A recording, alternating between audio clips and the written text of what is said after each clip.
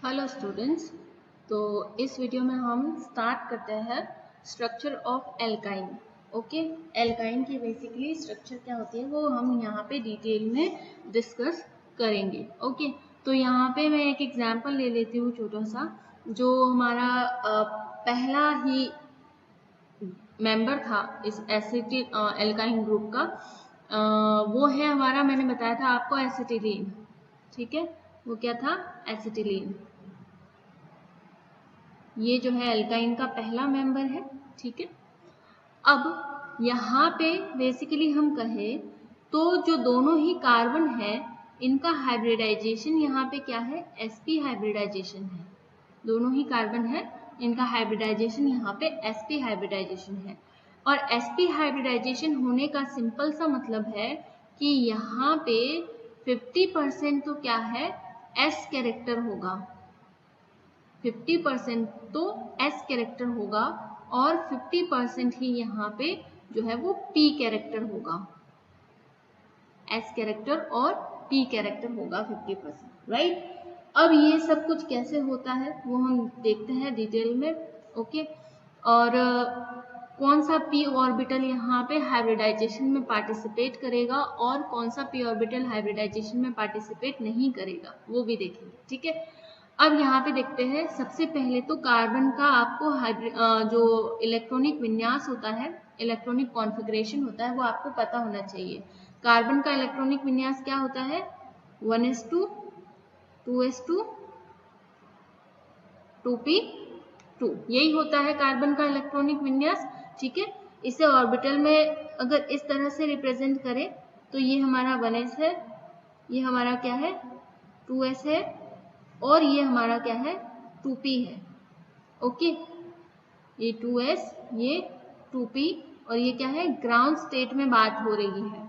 Okay, अब यहाँ पे दो इलेक्ट्रॉन यहाँ थे, दो इलेक्ट्रॉन यहाँ थे, और दो ही इलेक्ट्रॉन जो है वो किसमें? 2p ऑर्बिटल में थे। ओके, यहाँ पे जो है मैं इस 2p ऑर्बिटल को और थोड़ा विस्तार से लिखते हैं तो ये हमारा क्या है? px है, ये py है, और ये pz है। ओके, ये हो गई बात कब? जब ये ग्राउंड स्टेट में है कार्बन। ओके, कार्बन जब ग्राउंड स्टेट में है।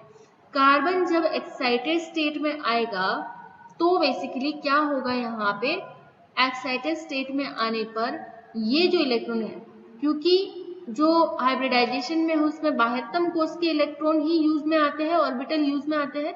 ठीक है, तो बाह्यतम कोष हमारा क्या है? 2 है, तो यही हम यहाँ पे कंसिडर करेंगे आगे बॉन्ड वगैरह बनाने के लिए, तो इसी को लेते हैं हम आगे। ओके, तो यहाँ पे देखो कि जो ये 1s वाला ऑर्बिटल है ये तो एज इट इज रहेगा। ओके, ये 2s वाला था, ये 2s वाला, और ये हमारा 2p वाला था। ओके, ये 2p वाला, इसको मैं लिख दूँ 2px 2py और ये 2pz। ओके, यहाँ पे ये हमारे क्या थे? इलेक्ट्रॉन यहाँ पे दो फेल थे, इसको हमें कुछ नहीं करना है। ओके, यहाँ पे बेसिकली क्या होता है कि एक्साइटेड स्टेट में ये वाला इलेक्ट्रॉन जंप करके यहाँ पे pz में चला जाता है, जिस वजह से इसका इलेक्ट्रॉनिक कॉन्फ़िगरेशन अब क्या होगा? एक्साइटेड स्टेट में कुछ इस तरीके से आपको देखने को मिलता है एक्साइटेड स्टेट में। ठीक है, ये हमारी एक्साइटेड स्टेट है कार्बन की। और उसके बाद जो है ये 2s और ये 2px मिल करके क्या करते हैं? हाइब्रिडाइजेशन कर देते हैं sp में, हाइब्रिडाइजेशन करते हैं sp में, दोनों मिलकर sp हाइब्रिडाइजेशन का sp हाइब्रिडाइजेशन करते हैं। तो फाइनली फिर हमारे जो ऑर्बिटल होंगे वो क्या होंगे? वो होंगे यहाँ पे, ये तो 1s होगा, ये 2s वाला क्या है? हाइब्रिडाइज होके sp में कन्वर्ट हो गया 2sp में। ये भी 2px क्या था? ये भी हमारा हाइब्रिडाइज हुआ है, तो ये 2sp में कन्वर्ट हो गया, 2sp में कन्वर्ट हो गया। ओके, और जो अनहाइब्रिडाइज्ड रह गए ऑर्बिटल वो कौन से थे? py और pz अनहाइब्रिडाइज्ड रह गए। ठीक है, py और pz हमारे अनहाइब्रिडाइज्ड रह गए यहाँ पे। तो बेसिकली ये वाला जो मिलके हमारा हाइब्रिडाइजेशन करता है। और ये जो अनहाइब्रिडाइज्ड ऑर्बिटल है ना, ये दोनों ऑर्बिटल क्या करते हैं, ये दोनों ऑर्बिटल पाई बॉन्ड का फॉर्मेशन करने में यूज में आते हैं। क्लियर है यहाँ तक? पाई बॉन्ड का फॉर्मेशन करने में यूज में जब आएंगे तो ये px और py और pz जो है ऑर्बिटल, ये दोनों py और pz ऑर्बिटल एक दूसरे के परपेंडिकुलर रहते हैं। क्या रहते हैं? एक दूसरे के बिल्कुल परपेंडिकुलर रहते हैं इस तरीके से। ओके। और sp हाइब्रिडाइज्ड ऑर्बिटल है वो क्या होते हैं, वो लीनियर होते हैं। यहाँ पे sp हाइब्रिडाइज्ड ऑर्बिटल जो है वो हमारे इस तरह से रहते हैं। ठीक है, ये हमारा ऑर्बिटल क्या है, ये sp हाइब्रिडाइज्ड ऑर्बिटल है, sp हाइब्रिडाइज्ड ऑर्बिटल है। और ये हमारा एंगल कितना है, ये एंगल जो है हमारा वो होगा 180 डिग्री का। ये एंगल हमारा होगा 180 डिग्री का। ये ऑर्बिटल क्या है, ये sp हाइब्रिडाइज्ड ऑर्बिटल है और एंगल हमारा है 180 डिग्री का। क्लियर है यहाँ तक सब कुछ? ठीक है। और वापस से बता दूं, फिर जो है ये ऑर्बिटल मैंने कहा कि py और pz क्या रहते हैं, परपेंडिकुलर रहते हैं। तो ये तो हमारा रहेगा इस तरीके से, ये तो रहेगा इस तरीके से। ठीक है, ये हमारा sp हाइब्रिडाइज्ड ऑर्बिटल रहेगा। उसके बाद जो है यहाँ पे आ जाएगा हमारा py,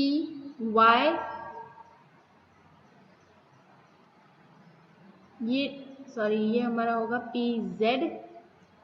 pz orbital.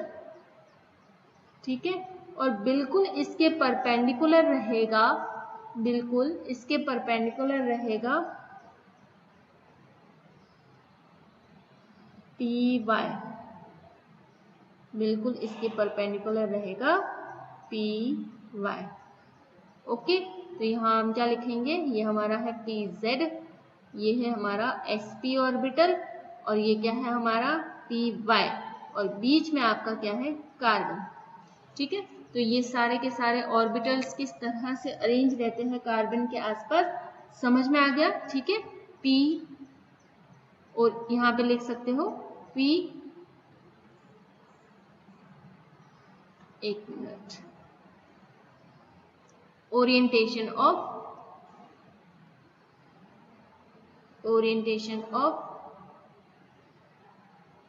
p orbital का ओरिएंटेशन sp ऑर्बिटल के अराउंड किस तरह से रहता है वो क्लियर है यहाँ तक? ओके, चलो, तो ये था ऑर्बिटल ओवरव्यू कि किस तरह से sp हाइब्रिडाइज्ड कार्बन एटम होता है एसिटिलीन ग्रुप में, उसका ग्राउंड स्टेट में इलेक्ट्रॉनिक विन्यास किस तरह से होता है, एक्साइटेड में किस तरह से होता है, कौन से ऑर्बिटल मिलके sp हाइब्रिडाइजेशन करते हैं, ऑर्बिटल का विन्यास किस तरह से होता है कार्बन के चारों तरफ, वो सारा हमने देख लिया। pz और py यहाँ पे मिलके क्या बनाते हैं, दो पाई बॉन्ड का फॉर्मेशन करते हैं। और जो sp हाइब्रिडाइज्ड ऑर्बिटल है ये एक सिग्मा बॉन्ड का फॉर्मेशन करता है जो लीनियरली अरेंज होता है। ठीक है, इसमें sp ऑर्बिटल के बीच में क्या होता है, इंटरएक्शन होगा एक्सियल। एक कार्बन की बात की थी कि वो sp हाइब्रिडाइज्ड होता है। अब देखते हैं हम यहाँ पे कि यहाँ पे जो कार्बन का sp ऑर्बिटल है, ये हमारा पहला कार्बन था, इसका ये sp ऑर्बिटल था, sp हाइब्रिडाइज्ड ऑर्बिटल। ये क्या करता है, दूसरे वाले कार्बन के sp ऑर्बिटल से एक्सियल ओवरलैपिंग करता है, दूसरे वाले कार्बन के sp ऑर्बिटल से एक्सियल ओवरलैपिंग करता है, एक्सियल ओवरलैपिंग, या फिर आप इसे एक्सियल इंटरैक्शन भी कह सकते हैं, एक्सियल इंटरैक्शन भी कह सकते हैं। ठीक है, ये इस तरह से एक्सियल इंटरैक्शन करता है। और आपको पता होगा कि जो ये एक्सियल इंटरैक्शन होता है वो बहुत ही स्ट्रॉन्ग होता है, स्ट्रॉन्ग इंटरैक्शन, ये स्ट्रॉन्ग इंटरैक्शन होता है और ये फिर क्या करता है, सिग्मा बॉन्ड का फॉर्मेशन करता है, एक्सियल इंटरेक्शन से सिग्मा बॉन्ड का फॉर्मेशन होता है, जो कि स्ट्रॉन्ग बॉन्ड होता है, स्ट्रॉन्ग बॉन्ड होता है as compare to double bond and triple bond. ठीक है, स्ट्रॉन्ग बॉन्ड होता है। क्लियर है यहाँ तक? ओके। अब जो ऑर्बिटल ये वाले थे जो एक दूसरे के परपेंडिकुलर है और अनहाइब्रिडाइज्ड है, एक दूसरे के परपेंडिकुलर है और अनहाइब्रिडाइज्ड है, ये दोनों मिलकर अब क्या करेंगे, ये दोनों मिलकर करेंगे हमारे पाई बॉन्ड का फॉर्मेशन। ठीक है, याद रखना पाई बॉन्ड का फॉर्मेशन उन ऑर्बिटल्स द्वारा ही होगा जो हाइब्रिडाइज्ड नहीं है। हाइब्रिडाइज्ड ऑर्बिटल पाई बॉन्ड का फॉर्मेशन नहीं करते हैं। ठीक है, और पाई बॉन्ड कैसे बनता है? पाई बॉन्ड हमेशा लेटरल ओवरलैपिंग से बनता है। ठीक है, सम पार्श्विक ओवरलैपिंग से बनता है। तो यहाँ पे देखते हैं, हम स्टार्ट करते हैं फिर से। ये तो मैंने बता ही दिया आपको कि ये हमारा जो है वो सिग्मा बॉन्ड का फॉर्मेशन हो गया यहाँ पे। ठीक है, इसके बाद जो है हमने बताया कि यहाँ पे जो है आपका pz ऑर्बिटल होता है, तो वो दोनों पे ही होगा, दोनों कार्बन sp हाइब्रिडाइज्ड है तो दोनों पे होगा। इसके बाद हमने आपको बताया कि यहाँ पे जो है आपका py ऑर्बिटल होता है जो कि अनहाइब्रिडाइज्ड होता है। ठीक है, तो यहाँ पे ये वाला एक्सियल ओवरलैपिंग होगा जिससे एक पाई बॉन्ड का फॉर्मेशन हो जाएगा। ओके, फिर यहाँ पे ये जो ब्लैक वाला है उससे दूसरा ओवरलैपिंग होगा। ठीक है, तो ये क्या करेगा, यहाँ पे दूसरे पाई बॉन्ड का फॉर्मेशन कर देगा और ओवरऑल जो है यहाँ पे दो पाई बॉन्ड का फॉर्मेशन होने के बाद हमारे पास 3 बॉन्ड बन जाएंगे। 3 बॉन्ड कहाँ से बनेंगे? 3 बॉन्ड बनेंगे। एक तो हो गया हमारा सिग्मा बॉन्ड, एक pz ऑर्बिटल के ओवरलैपिंग से बना और एक जो है वो py ऑर्बिटल के ओवरलैपिंग से बनेगा। तो वहां पे 2 पाई बॉन्ड का फॉर्मेशन इजीली हो जाएगा। क्लियर है यहाँ तक? ठीक है, किस तरह से ऑर्बिटल ओवरव्यू के द्वारा हम डिटेल में डिस्कस कर सकते हैं। ओके, तो ये तो हो गया कि कार्बन कार्बन के बीच में बॉन्ड किस तरह से बनता है। अब हमें देखना है कि हमने क्या लिया है, हमने ग्रुप पहला मेंबर कौन सा लिया है? हमने तो मेंबर ये वाला लिया है ना। ठीक है, ये वाला मेंबर लिया है हमने, तो इसमें हाइड्रोजन भी तो है, देखो हाइड्रोजन भी है यहाँ पे। ठीक है, तो हाइड्रोजन का जो s ऑर्बिटल होगा वो क्या करेगा, हाइड्रोजन का s ऑर्बिटल इस वाले कार्बन पे यहाँ पे ओवरलैपिंग करेगा sp हाइब्रिडाइज्ड ऑर्बिटल के साथ, और दूसरे हाइड्रोजन का s ऑर्बिटल यहाँ पे ओवरलैपिंग करेगा sp हाइब्रिडाइज्ड। तो ये तो था हाइड्रोजन का s ऑर्बिटल, ये इसका sp ऑर्बिटल है कार्बन का, ये इसका sp ऑर्बिटल है कार्बन का, और ये हाइड्रोजन का s ऑर्बिटल है। ठीक है, यहाँ पे ये भी sp ऑर्बिटल आपस में ओवरलैप करते हैं। क्लियर है यहाँ तक पूरा कंसेप्ट? ठीक है, तो ये इस तरह से इसको डिटेल में आप एक्सप्लेन कर सकते हैं कि किस तरह से यहाँ पे बॉन्डिंग होती है। ओके, अब यहाँ मैं बताती हूँ आपको कि ये जो हमारी एसिटिलीन है इसके बीच में यहाँ पे 180 डिग्री का एंगल होता है, 180 डिग्री का एंगल होता है, यहाँ पे भी 180 डिग्री का एंगल होता है। तो सिंपल सा मतलब है कि ये पूरी तरह से लीनियर स्ट्रक्चर है। ओके, इसके बाद ये वाला जो बॉन्ड है ना, इसकी लेंथ जो होती है वो होती है 1.20 एंगस्ट्रॉम। ये ट्रिपल बॉन्ड की लेंथ क्या है? 1.20 एंगस्ट्रॉम होती है। और ये जो सिंगल बॉन्ड है इसकी लेंथ क्या है? इसकी लेंथ होती है 1.06 एंगस्ट्रॉम, 1.06 एंगस्ट्रॉम होती है। ठीक है, तो यहाँ पे आप इसे इस तरीके से एक्सप्लेन करेंगे। तो यहाँ पे हम कहेंगे ट्रिपल बॉन्ड की जो लेंथ है वो ज़्यादा है कंपेयर टू CH बॉन्ड। तो यहाँ पे आप लिख सकते हैं अलग से भी कि ये जो है हमारा C triple bond C has 1.20 angstrom length and CH bond in acetylene has 1.06 angstrom length. Clear है इतना? ओके, चलो नेक्स्ट देखते हैं हम यहाँ पे इसी में एसिटिलीन की आणविक आणविक स्ट्रक्चर हो गई है हमारे पास। ओके, ऑर्बिटल ओवरव्यू यहाँ पे कंप्लीट हुआ। चलो यहाँ पे सिलेंड्रिकल शीथ पढ़ते हैं। अब सिलेंड्रिकल शीथ क्या होती है? ये हमारी सिलेंड्रिकल ओके सिलेंड्रिकल शीथ।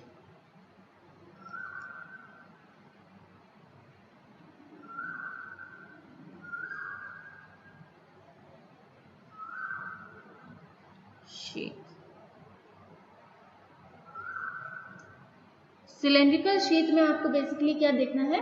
अभी जो हमने ये सब कुछ पढ़ा है ना, देखो यहाँ पे ये सब कुछ पढ़ा है, ठीक है। तो यहाँ पे आपने नोटिस किया होगा कि ये वाले जो कार्बन है, ये वाला जो कार्बन है, इसके आसपास क्या क्या है? इसके आसपास पाई बंधों के इलेक्ट्रॉन अब्र घूम रहे हैं। सिग्मा बंध जो है यहाँ पे वो है बीच में, और उसके ऊपर और नीचे की तरफ जो है यहाँ पे ये देखो, ये हमारा सिग्मा बॉन्ड तो किधर है? ये सिग्मा बॉन्ड तो इधर है हमारा, और इसके ऊपर और नीचे की साइड में यहाँ पे क्या है? पाई इलेक्ट्रॉन अब्र, पाई इलेक्ट्रॉन क्लाउड है, ठीक है। तो उसको आप जब रिप्रेजेंट करते हो तो वो आपको इस तरह से दिखता है कुछ, देखो सी एच, ये सी एच, और जो ये पाई बॉन्ड के इलेक्ट्रॉन अब्र है वो किस तरह से दिखते हैं? देखो ये एक सिलेंडर की फॉर्म में आपको दिखते हैं यहाँ पे ऊपर की तरफ, बिल्कुल इस तरह से। ये एक मिस्टेक हो गई यहाँ पे, इसको ऐसे नहीं बनाना है, थोड़ा सा सही करते हैं इसके, ये इस तरह से, ठीक है। तो यहाँ पे हम कहते हैं कि जो पाई इलेक्ट्रॉन अब्र है या पाई इलेक्ट्रॉन क्लाउड है, ये दोनों कार्बन के ऊपर जो है वो एक सिलेंड्रिकल शीट का निर्माण करते हैं। सिग्मा बॉन्ड के ऊपर और नीचे की तरफ, ये जो सिग्मा बॉन्ड है यहाँ पे, उसके ऊपर और नीचे की तरफ जो है पाई बॉन्ड इलेक्ट्रॉन अब्र बन जाता है यहाँ पे, जो कि सिलेंड्रिकल फॉर्म में आपको यहाँ पे दिखता है। इसके अलावा आप इसे एक दूसरे तरीके से भी रिप्रेजेंट कर सकते हैं। दूसरा तरीका क्या है? यहाँ पे ये देखो, ये CH है, ये हमारा CH है, क्लियर। और पूरा सिलेंडर बना दो इसके आसपास, पूरा सिलेंडर बना दो इसके आसपास, ठीक है। तो ये आपका क्या बन जाएगा? पूरा पाई इलेक्ट्रॉन अभ्र बन जाएगा। ओके, पूरा एक सिलेंडर बना दो और ये इस तरह से पाई इलेक्ट्रॉन अभ्र बन जाता है। क्लियर है यहाँ तक? ओके, तो ये है सिलेंड्रिकल शीट। नेक्स्ट जो हम पढ़ेंगे इसमें, वो हम पढ़ेंगे एसिडिटी के बारे में, कि जो एल्काइन होती है उनकी एसिडिटी क्या होती है। 2 पॉइंट मैं यहाँ पे आपको बता देती हूँ, जो डिटेल में मैं जो है वो नेक्स्ट क्लास में हम पढ़ेंगे एसिडिटी के बारे में, ठीक है। Acidity of alkyne, acidity of alkyne. Acidity of alkyne में आपको क्या पढ़ना है? इससे पहले ये ध्यान रखना कि जो बेसिक यहाँ पे रिलेशन देखने को मिलता है एसिडिटी के बीच में और pKa वैल्यू के बीच में, वो क्या होता है? एसिडिटी पूरी तरह से डिपेंड करती है pKa वैल्यूज पर, और pKa वैल्यूज जो है वो इन्वर्सली प्रोपोर्शनल होती है एसिडिटी के। इसके अलावा Ka वैल्यूज भी होती है जो डायरेक्टली प्रोपोर्शनल होती है एसिडिटी के। ये रिलेशन याद रखना कि जिस भी मॉलिक्यूल की pKa वैल्यू जितनी ज़्यादा होगी उसकी एसिडिटी उतनी ही कम होगी, और जिस भी मॉलिक्यूल की Ka वैल्यू जितनी ज़्यादा होगी, यानी डिसोसिएशन कांस्टेंट की वैल्यू जितनी ज़्यादा होगी, उसकी एसिडिटी भी उतनी ही ज़्यादा होगी, ठीक है।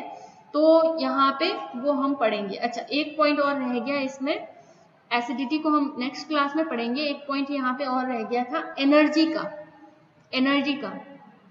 तो यहाँ पे देखते हैं एनर्जी। बॉन्ड एनर्जी देख लेते हैं कि जो पाई बॉन्ड्स है उसकी एनर्जी क्या होगी, और जो सिग्मा बॉन्ड है, बॉन्ड एनर्जी इन